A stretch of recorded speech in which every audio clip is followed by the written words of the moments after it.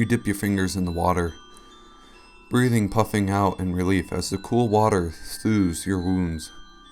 You weren't fully healed from the fight with Papyrus, and your altercation with Grilby had only left you in worse state.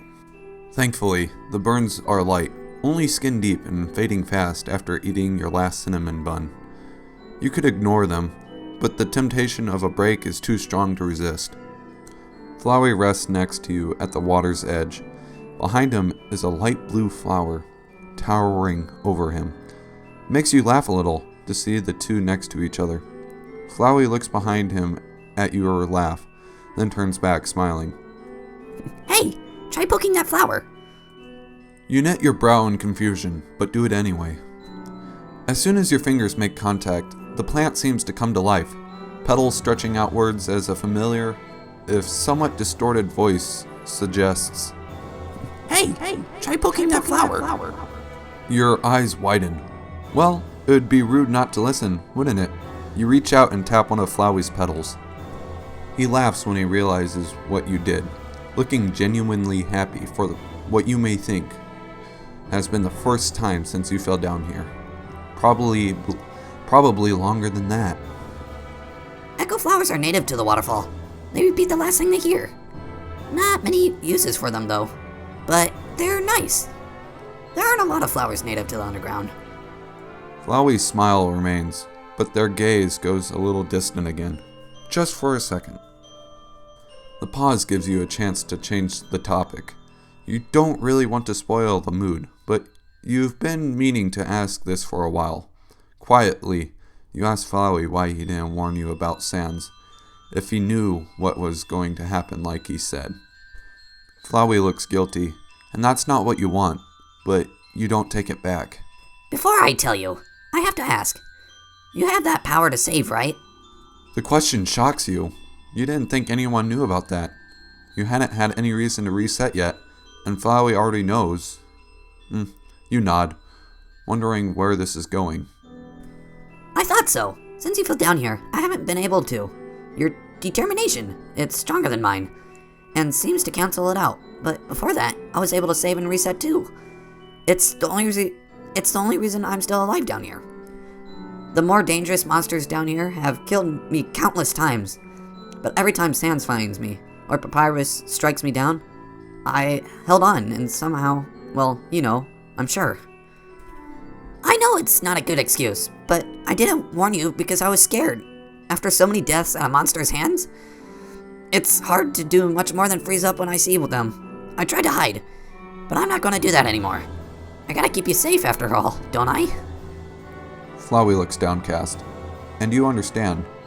He didn't tell you, sure, but who could really blame him? Being down here with all those monsters alone, without even a single supporter, you don't want to imagine it.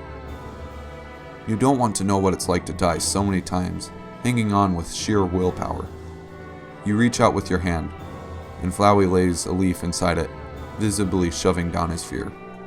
As long as we're talking about this, I should warn you about Undyne. She's the captain of the Royal Guard, meaning she'll do anything to get her hands on your soul. Monsters don't jump up the ranks here without cruelty, it seems, and she's no stranger to it. Undyne is the coolest warrior in the underground, says a voice behind you, and you jump and spin to find the monster kid you'd seen back in Snowden. What are you still doing here? Undyne's gonna kick your butt. He looks no happier to see you now than he did then. Less angry maybe, more annoyed instead. You thought just getting out of Snowden would be enough, but it seems like he expects you practically to leave the underground before he's happy.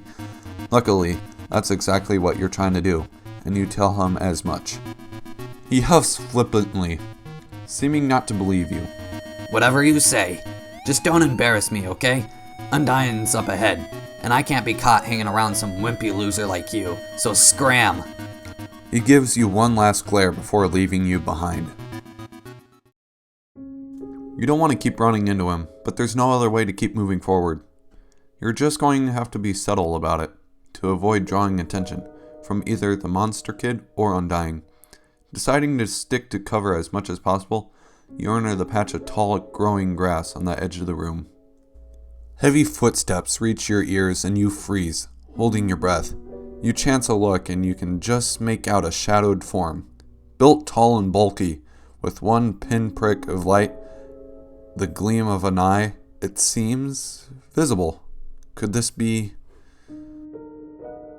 Your suspicions were confirmed by a familiar voice. Undyne! You hear Papyrus greet, though you don't dare to move enough to keep him in eyesight. Undyne turns to face Papyrus, saying something too quiet for you to make out.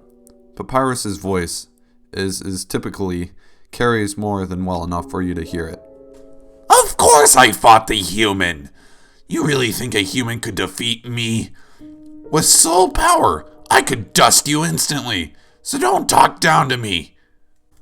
It sounds like Undyne cuts Papyrus off to ask something else, but only silence follows for a beat.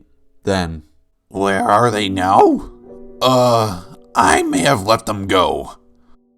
You wince in sympathy. You see, this human... Well, forget it. You know what I mean soon enough. And if you think you're so strong, I'd like to see you do better. They'll be coming for you soon enough. The sound of footsteps fade into the distance, leaving the area silent.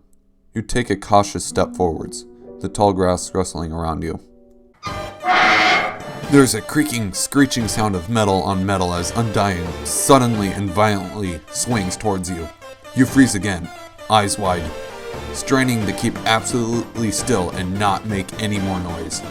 Undyne's glowing eye watches your hiding spot for a while, but soon she shrugs it off and retreats. You wait a minute before moving, just to be sure she's really gone, before making your way out of the grass. There's more rustling behind you, and you turn to find the monster kid emerging from the same grass you are hiding in. It's lucky you're not being followed by Undyne, but this monster hasn't exactly been an ally either, so there's no time to relax yet. I guess Undyne will be too busy fighting the human to deal with you. That's a shame, since she came so close to discovering you. I gotta help her find the human though. Then you can see how a real monster fights. Mission set. He charges ahead again. You share a concerned look with Flowey, but there's not much you can do to convince the kid otherwise. At least he doesn't realize you're the human Undyne was talking about. You're going to have to press your luck and hope you still sneak by undetected. Like the forests of Snowdon, Waterfall isn't an easy place to navigate. The path before you slopes low, water lapping at your feet, and the dark blue heat soil that sinks a bit under your weight.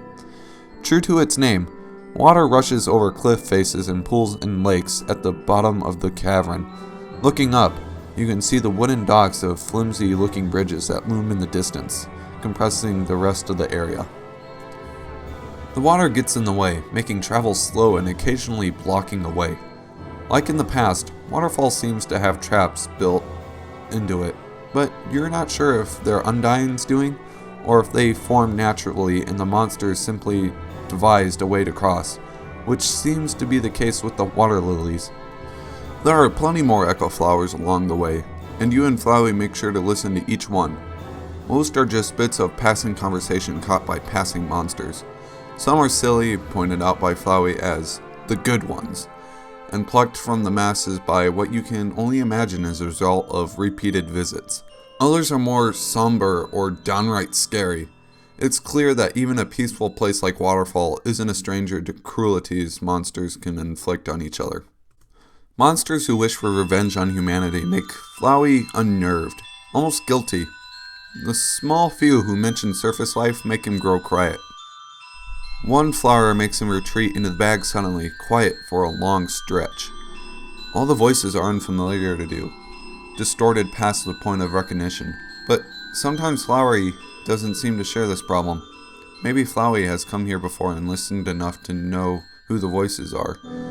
You decide not to ask.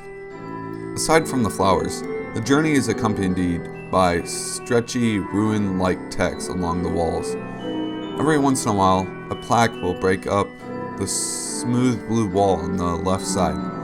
The words are hard to make out, faded with time and the cavern's dampness, but still possible if you focus.